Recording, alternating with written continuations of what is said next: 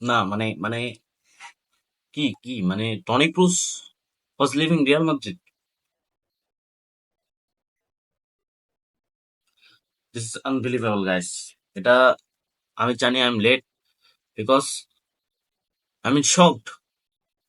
I am shocked এই নিউজটা শোনার পর। কি বলবো আমি মানে Toni Kroos is leaving. It's very emotional for me guys.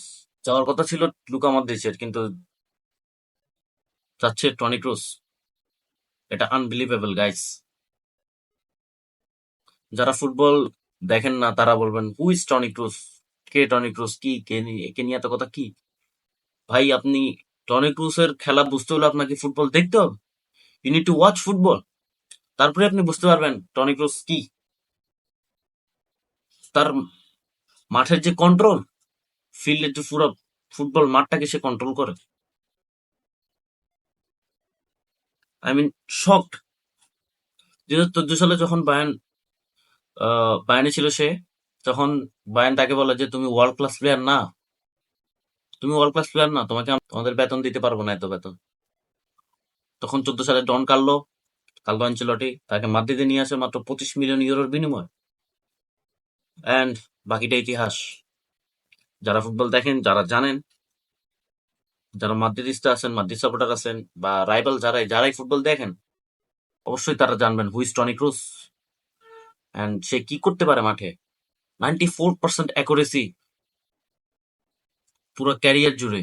I mean 2014 সালের পর থেকে 94% অ্যাকুরেসি প্রতিটা পাস। What a pass! একটা legend. He is the legend of Madrid. অবশ্যই আগে থেকেই টনি ক্রুস আরো 1-2 বছর আগে থেকে হিন্ট দিচ্ছিল যে সে তার প্রাইম থাকতেই, অর্থাৎ তার কি প্রাইম থাকতে কি, তার পুরো ক্যারিয়ারটা একটা প্রাইম। সে সে আমার মনে হয় না। হ্যাঁ, অবশ্যই তাকে অ্যাপ্রিসিয়েট করা উচিত, কারণ আমার মনে হয় না এর থেকে ভালো সময় আর আছে তার রিটায়ার হওয়ার। কারণ সে চ্যাম্পিয়ন্স লিগ জিতে দ্বার প্রান্তে, অ্যান্ড ওইটাই তার লাস্ট ম্যাচ হতে যাচ্ছে মাদ্রিদের। অ্যান্ড ইউরোর পরে সে অবসর নিবে। 34 ইয়ার্স ওল্ড। সে চাইলে আরো 3-4 বছর সার্ভিস দিতে পারতো। 2 বছর, কনফার্ম 2 বছর সে সার্ভিস দিতে পারতো, এবং সে এমন একটা প্লেয়ার যে যে কোনো ক্লাবে গেলেই তাকে স্টার্টার হিসেবে রাখবে। টনি ক্রুস, আহ, আমরা চাই আপনি থাকি যান। Please don't leave us. I know এটা পসিবল নয়, বাট বিদায় বেলাটা অবশ্যই অনেক কষ্টের। টনি ক্রুস, আপনি থাকবেন সকল মাদ্রিদিস্তাদের মনে, রিয়াল মাদ্রিদ সাপোর্টারদের মনে, ফুটবল ফ্যান্সদের মনে। অ্যান্ড টনি ক্রুসের মতো আর টনি ক্রুস তো বারবার আসে না। আর চ্যাম্পিয়ন্স লিগ ফাইনাল হতে যাচ্ছে ক্রুসের লাস্ট ম্যাচ মাদ্রিদের হয়ে, মানে ক্লাব ক্যারিয়ারের শেষ ম্যাচ। অ্যান্ড যারা ক্রুসকে চিনেন না তাদের অবশ্যই চ্যাম্পিয়ন্স লিগ ফাইনাল ম্যাচ দেখা উচিত, ক্রুসের খেলাটা দেখা উচিত।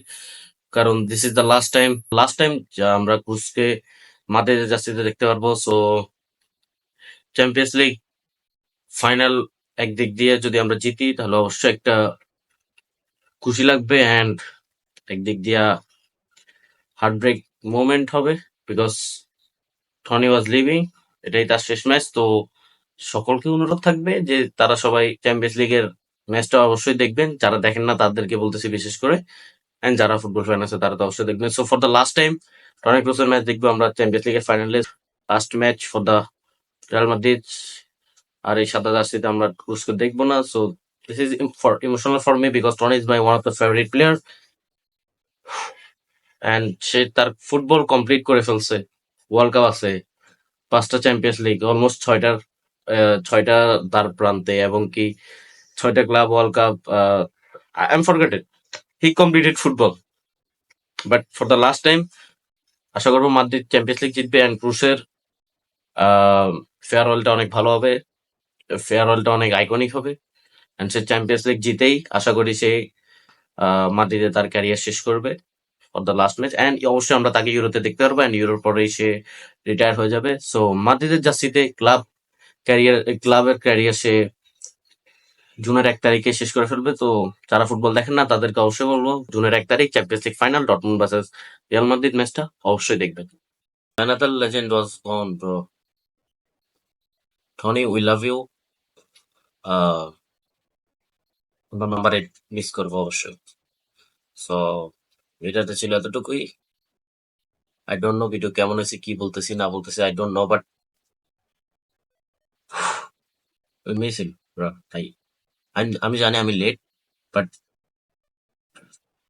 Sorry, I don't want to say anything.